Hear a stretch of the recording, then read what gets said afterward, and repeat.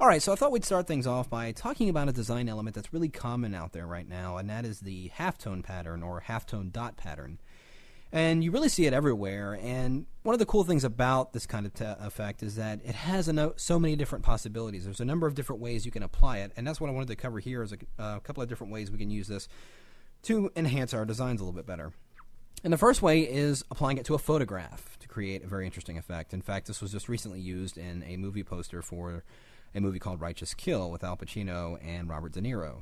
So kind of inspired me to, to give this a look at and see how you can apply and use this halftone effect on a photograph. So here I have a photo, and what I want to do first, of course, is go in here to the Layers panel. I'm just going to create a duplicate of this layer. I'm going to press Command or Control J, and we'll get a duplicate.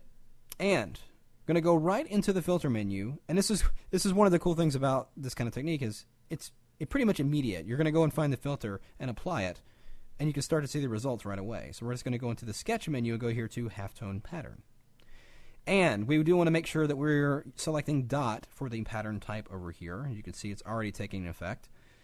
You can try line or circle and see what kind of things you get there, but in this case we want the dot pattern.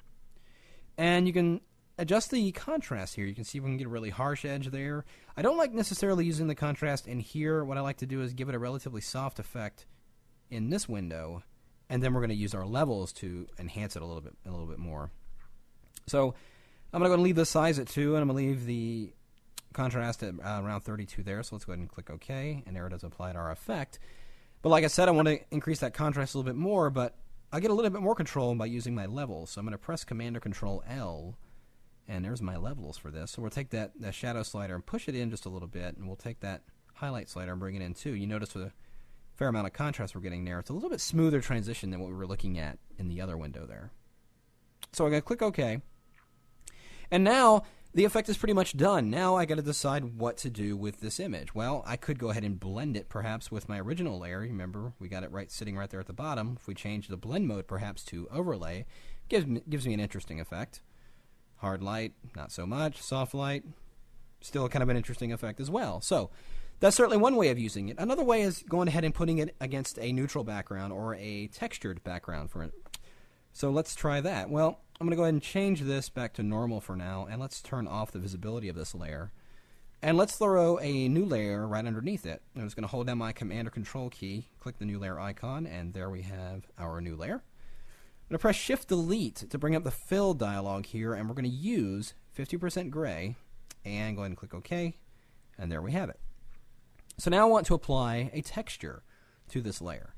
Well, let's go into the Filter menu, go to Texture, and I'm going to choose Texturizer.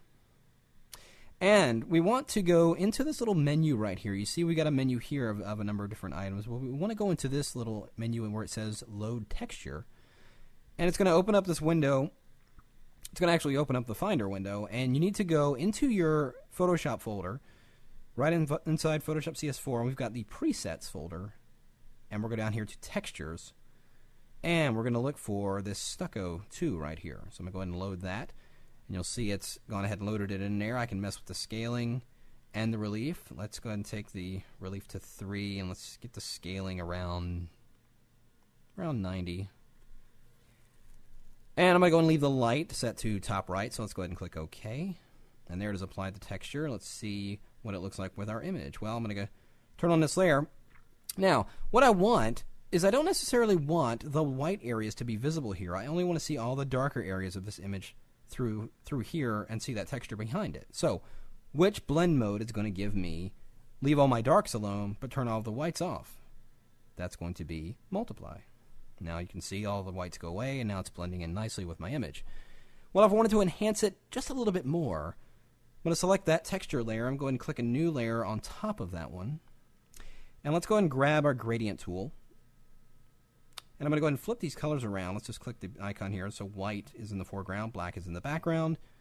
Up here in the gradient editor, I'm going to select the first one. So we're going from foreground to background. And right on that empty layer, I'm just going to start right up here in his ear, and want to make sure we're using the radial gradient, of course, the second icon right here. And right up here in the image, I'm going to start right about in his ear here and just draw out a gradient to the bottom right corner there, just like that.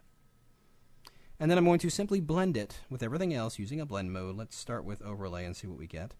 Kind of an interesting effect. It's a little too intense with the lighting up here, so let's go and change it to soft light. So, gives me a little variation to the background and has kind of a classy look to the image there. So, that is one way of using the halftones applied to a photograph. Now, in the next video, we're going to talk about how you can create really interesting graphics with halftone patterns.